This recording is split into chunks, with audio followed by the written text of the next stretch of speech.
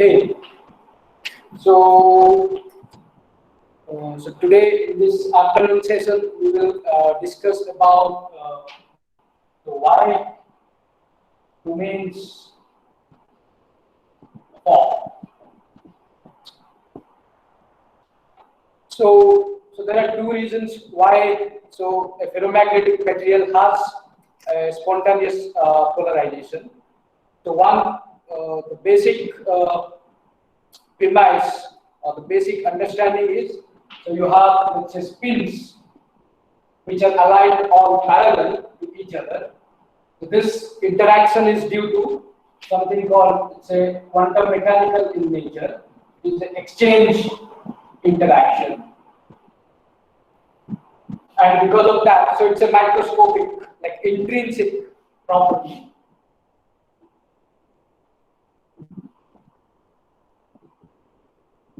Just if you take two spins, so they will interact, and this interaction, so there can be many kinds of interaction, okay?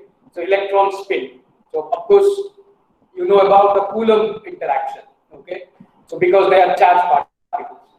The spins, they also interact, and this is a kind of interaction known as exchange interaction. And under certain conditions, you will have a situation where the spins will try to stay along a parallel. They want to, or they prefer to be parallel to each other. So that is this exchange interaction. Okay. So that means if I take a ferromagnetic material and I say I have this exchange interaction, so I will have all the spins aligned in one direction, and that means all the moments will be aligned in this direction, and I can represent in a piece of iron that this will lead to all the magnetic moments of the magnetization along a particular direction. Okay. So now what happens if we consider that? So, but the real picture is not like that. As I said, so we have domains, so where it breaks into smaller parts.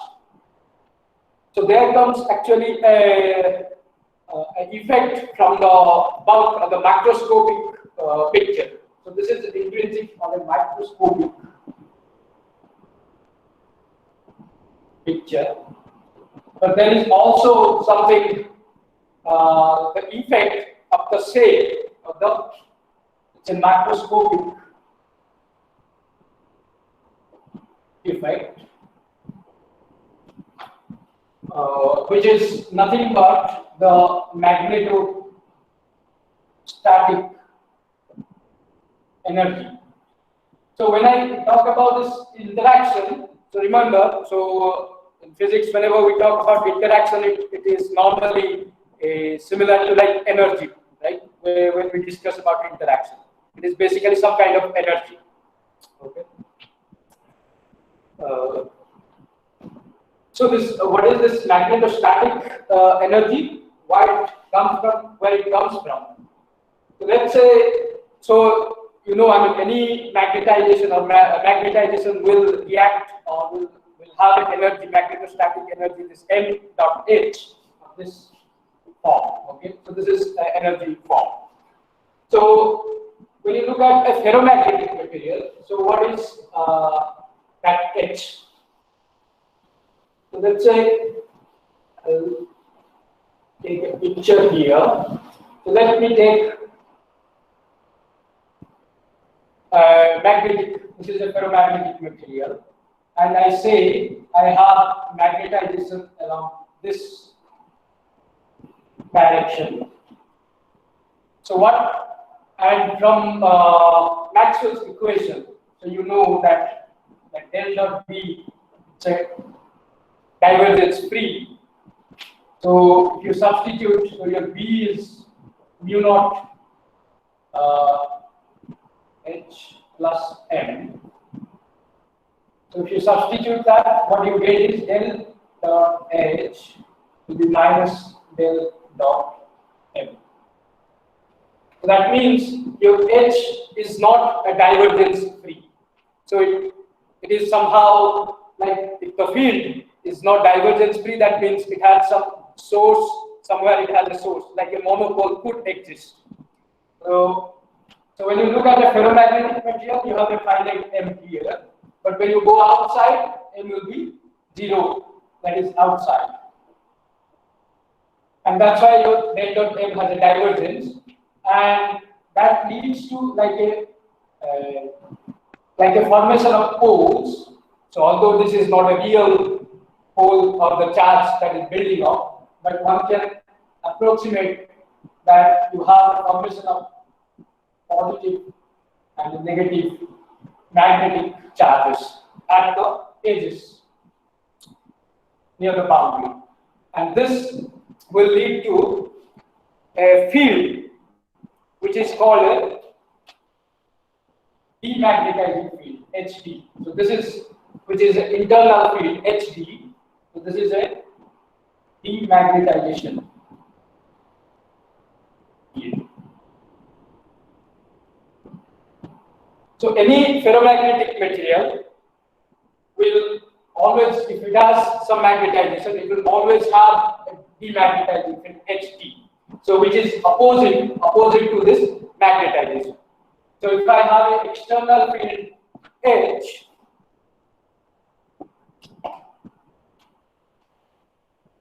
so this is my external field, or HA, if I call that. So my total field will be inside the magnetic material will be HA plus HD. Okay, so HD only exists inside the magnetic material. Okay, outside it is 0. And so HD, it depends on the shape of the material. So shape means it can be rectangular or spherical or ellipsoidal or cylindrical, or it could be like a disc or like a thin plate or thin sheet. So these are all different shape of your ferromagnetic body that is possible. Okay, and accordingly this HD, it will be different. So it depends on the shape. So for like if you take ellipsoidal geometry, and so this HD, calculation of HD is not easy for many shapes. But for ellipsoidal shape, so one could assume it is of this form. Okay, so this is HD is equal to minus N into M. M is magnetization and N is your known as demagnetizing factor. Okay, so if you take a sphere, for example, for sphere N will be equal to 1 by 3. Okay, so it has like a 3 components, X and Y and Z, and in all 3, so sphere is like the symmetric situation. So therefore, this N demagnetization factor is 1/3. So when you add up, let's say Nx plus Ny plus Nz, this factor should be equal to 1. Okay, so this calculation of HD is, so if you really want to know what is the internal magnetic field of a ferromagnetic body, you have to actually calculate this HD. So it depends on the shape. What is the shape of the geometry of the material? So now if we calculate the energy of the ferromagnetic body of such a system. So now, I take a situation where so I have this picture. Now what I do is,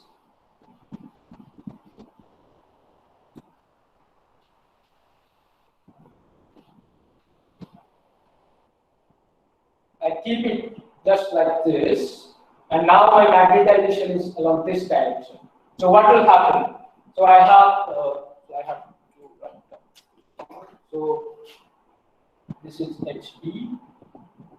So now since the magnetization is in this direction, so I will have this charges on these edges right now, and my HD will be in this opposite to this magnetization. So this is my magnetization direction. Okay. So now in which case the demagnetizing field will be lower? What do you think? Anyone can say? Or this field will be, so in which case it will be higher and in which case it will be lower? Or will it be the same for both?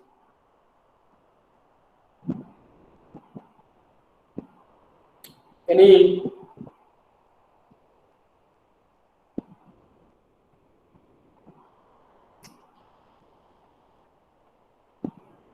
It will be same? Actually not true. So again, the field will be, this field will be proportional to like 1 by r cube. Okay, something like your dependence, the distance. So since the poles are here far apart, so this is like these charges are further apart in this case. So in this case the HD will be, this will be lower, and this case it will be higher. Because here the distance between the pole is it's smaller, okay, compared to this case. So here the distance is larger. So the demagnetization field will be high in this case compared to this case.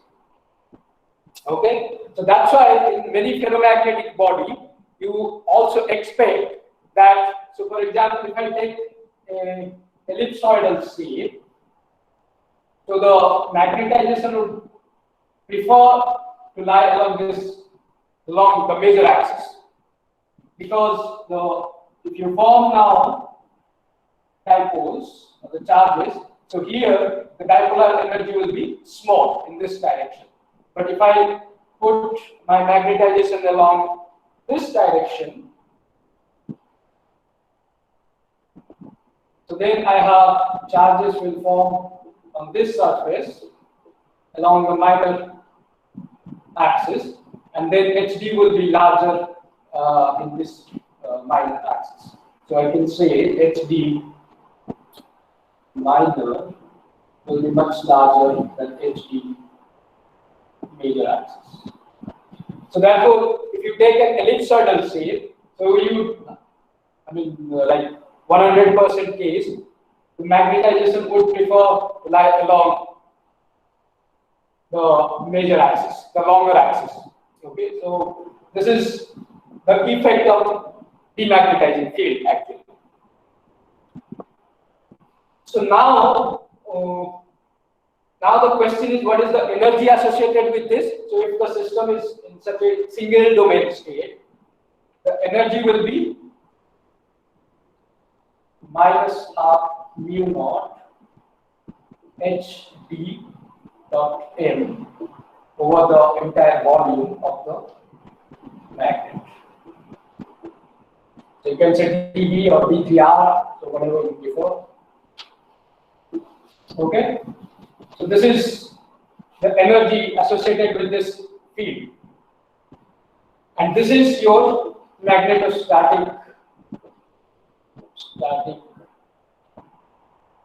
self energy, or known as dipolar energy. So there are different names for this,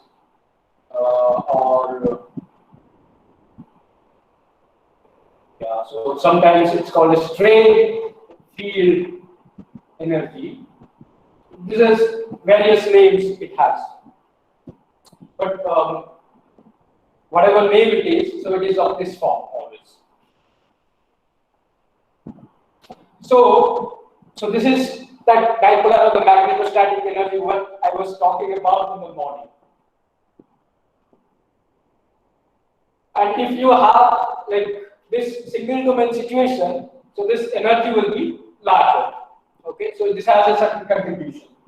But now if you want to reduce this energy, and how do you reduce it? So you can reduce it by breaking it up into domains. So if you, instead of having one single domain,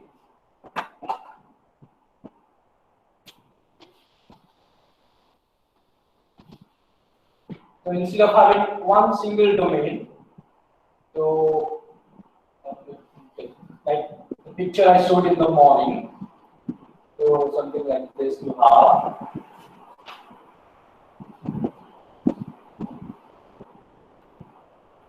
So now I break into this one. So the flux. So now when you integrate over this HD, this will be reduced or half. So why there is a factor of half? So the factor of half is always there because it's a self energy. So basically what we are saying is that the magnetic moment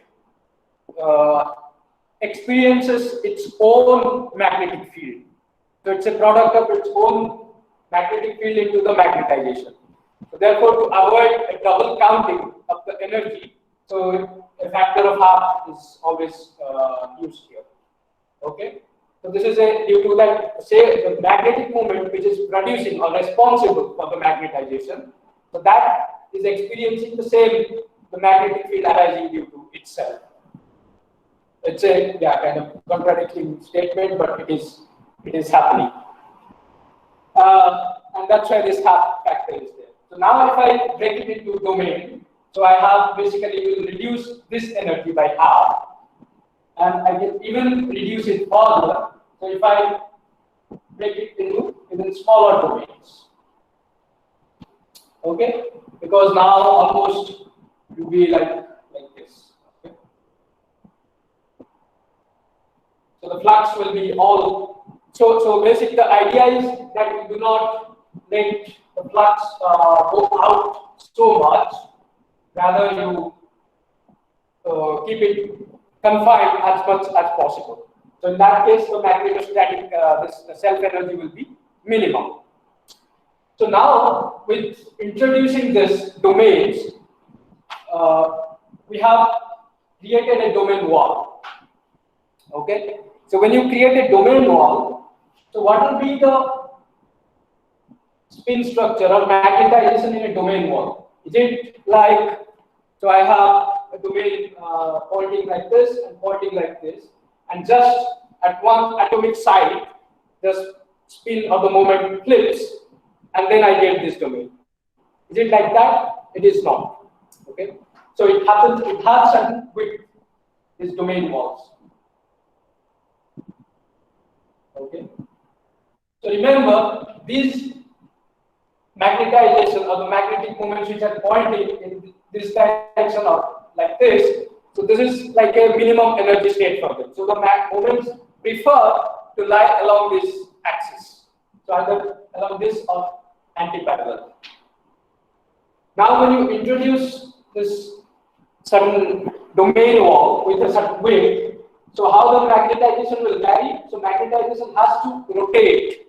So either it has to rotate like, so if it is like this, so it has to rotate out of the plane of the board, okay, and then slowly it will go like this, or so there are two possibilities. So or it will go like this, and it rotates in the plane of the board, and then rotates. Okay, so these are the two possibilities. In either of the possibilities, so the magnetic moment here, whatever within this domain wall, is not lying along this preferred axis. So this axis are some, like I talked a little bit about that. That is your PG axis.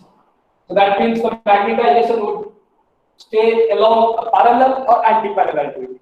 But now, if I try to rotate it like in the plane, or if I rotate it like out of plane of the board, so that means this magnetization, magnetic moment does not like it. No, it doesn't like to lie along this. But it is forced because it has to flip. So that means this will cost some extra energy, will add some extra energy to the system. It is not reducing or decreasing the energy of the system, rather it will add to the energy of the system. It's a positive contribution. So this energy we call a domain wall energy. So I can write it down as a short form dW, so which is your domain wall energy. Okay, so the total magnetic energy of the system will be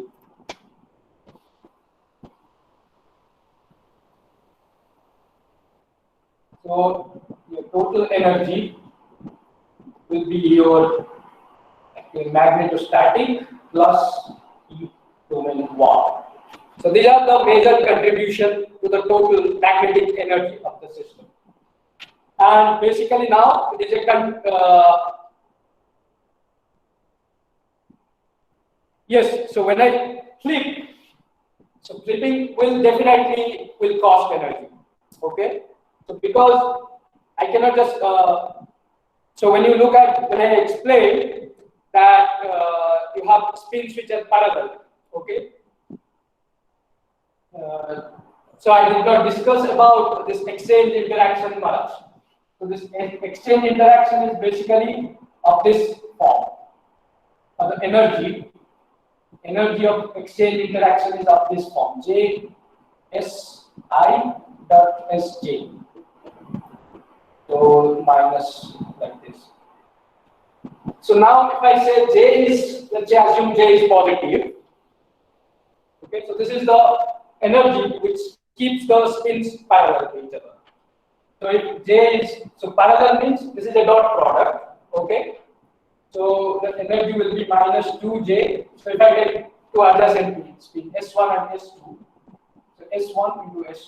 So if they are parallel, parallel means theta equal to 0, or, yeah, 0 will be 0, right? So they are parallel spins. So this is my S1 and this is S2. So theta will be 0. And cosine theta is 1, so it will be minus 2J S1 into S2. And we assume let's say J is positive. Okay, so in that case we have a parallel alignment of spins, so that leads to ferromagnetism. Now if you want that this is anti-parallel, so then energy will be higher. So that's why the spins would prefer to be stay parallel to each other. Okay. So now if I flip the spin, so if I go to a situation, I flip this spin, so now they are anti-parallel and theta is phi, this angle, so this energy will be 2JS1S2. Okay? Since now it is a positive energy, so definitely this condition, this orientation, this is a lower energy compared to this anti-parallel alignment. Okay, so parallel has a lower energy compared to your anti-parallel alignment, and that's why when I flip a spin, it will add. So I have to give an extra energy. So even you can calculate what is the energy difference. So delta E between, so I can say if I represent in an energy scale, so this is my energy scale, so this is 2J, so I can say this is anti-parallel,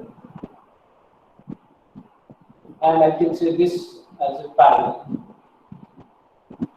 This is the energy of parallel alignment, this is energy of anti-parallel, and this difference also you can calculate. Delta E here. Okay, so it will be like delta E will be, this difference will be 4J S1 S2. Okay, so E anti-parallel minus E parallel. So this is the energy difference delta E. So that means if the parallel alignment, if I have to, if they are parallel and I want to flip the spin, I have to give this much energy, delta E energy, so that the spin will flip. And that's why that costs. So in this domain one, that is what exactly happening. So I am turning it against. So I have a parallel one, but now I want to rotate it. So which will make certain angle, so theta. So and that will cost. I have to give a delta, a positive energy, so that it goes to this, and it will increase the energy or give a positive contribution to the energy. Is it clear? Okay. So therefore, this is, so if you keep on adding more domain wall, so that will increase the energy of the system. And if you, so now you need to have a balance. Okay, the system needs to have a balance. So it cannot indefinitely you cannot keep on increasing the number of domains, because if you increase, now I have here one domain wall, but in this case I have 1, 2, 3 domain walls. Okay, so now I'm in. So instead of one domain wall, I have 3 domain walls. So I will have a 3 times more energy, domain wall energy in this case. And of course, the magnetostatic energy I am reducing, but I am adding more domain wall energy. So the magnetic system has to balance between these two, and then it will get an equilibrium domain configuration. Okay, and that is how the domains are formed. So it is pretty much a material. So how many domains will form? What kind of domains?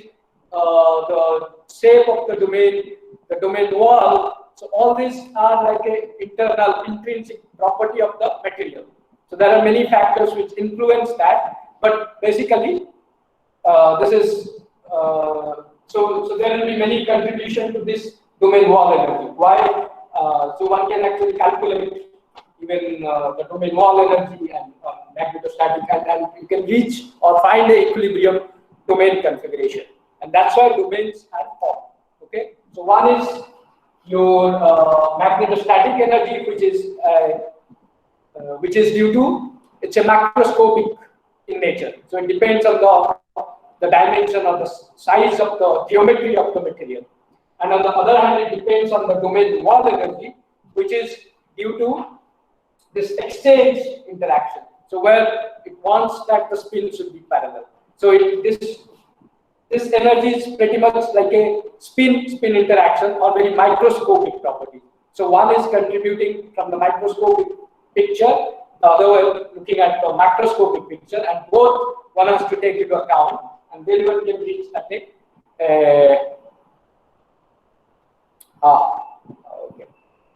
Okay, so next class I'll show some domain figures. Yeah, so there are some questions I can take. Is there any method to determine that when domain walls are formed, and what will be the orientation of the spins? To determine when domain walls are formed. So domain walls will form as soon as you have domains. So you have domains means you have to have a domain wall. So as I saw here in the picture. So if I take an arbitrary shape, so I say this is my magnetization. Now I break it into domains like this. So this is immediately this domain wall will form. Okay. So it doesn't matter what is the shape, and any arbitrary shape will have a domain wall. And what will be the orientation of the spin? Yes. So this we will discuss also tomorrow. So there are two different possibilities how this transition happens. So here in this direction to this direction, there are two possibilities. So one is called a nail wall and a domain wall. So there is a particular way how the transition happens. So it cannot happen just in any random. So it is not like a disordered system. It is